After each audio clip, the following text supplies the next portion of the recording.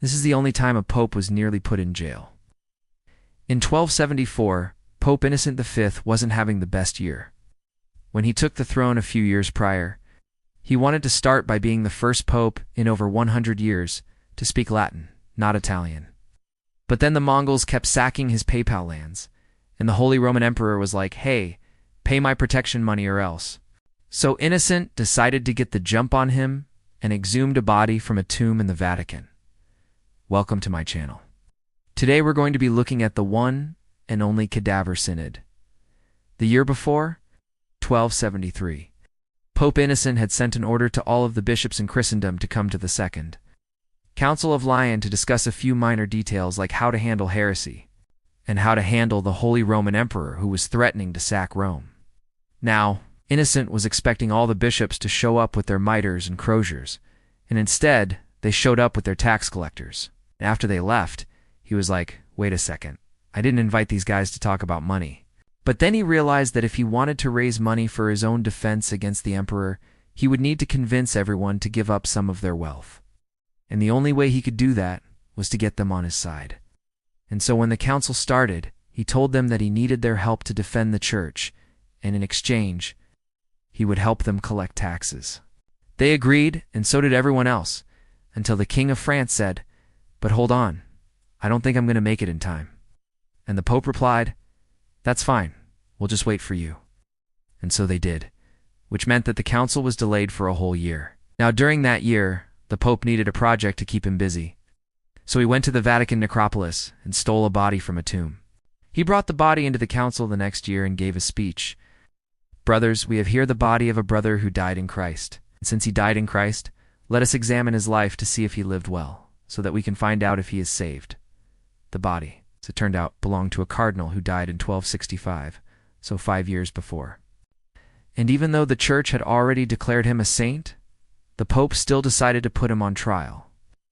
He charged him with heresy, basically saying that if this man died a saint, then why wasn't he in heaven? And the church fathers examined his record and found that he had done some shady things, like once when he blessed a marriage between two cousins. The couple was so grateful that they paid the cardinal 100 pounds in gold, and Innocent used that to say that the cardinal was greedy. Then he used a letter written by the cardinal, suggesting that the Pope should resign because he was too sick to do his job, and Innocent used that to say that the cardinal was trying to overthrow him.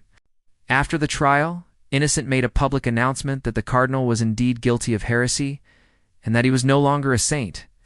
And then he ordered that the body be dug up and burned, which may sound like a massive overreaction to what seems like minor crimes. But this was all done according to the rules of the church at the time, which were laid out in canon law. And Innocent actually followed the law pretty closely, except where it was convenient for him to ignore it. For example, canon law said that the accused had the right to defend himself. But the cardinal couldn't do that because he was dead. Also, normally when someone was accused of a crime, he would be locked up until the trial was over.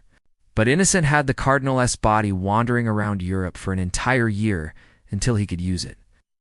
And finally, the punishment for the cardinal's crimes was supposed to be a fine, but Innocent decided to burn his body instead. So he got everything exactly right, except for maybe burning the guy. In fact, Innocent probably wouldn't have gotten away with it either if the King of France hadn't shown up late to the council, because he was the guy whose land the body passed through during the year it was traveling. And when he found out what was going on, he was understandably pretty mad. When Innocent saw him, he tried to explain that he had dug up the cardinal because he had committed crimes, but the king didn't buy it. He threw the Pope in jail. Innocent stayed there for 6 months until the king got bored and sent him back to Rome. As soon as he got back, he wrote a letter to the king explaining that what he did was totally fine because the body was already dead. But the damage was already done. This was the only time a pope was ever thrown in jail, even if it wasn't a real jail. And it was also the last time a pope would try to pull anything over on the King of France. If you want to hear more crazy stories like this one, then stay tuned.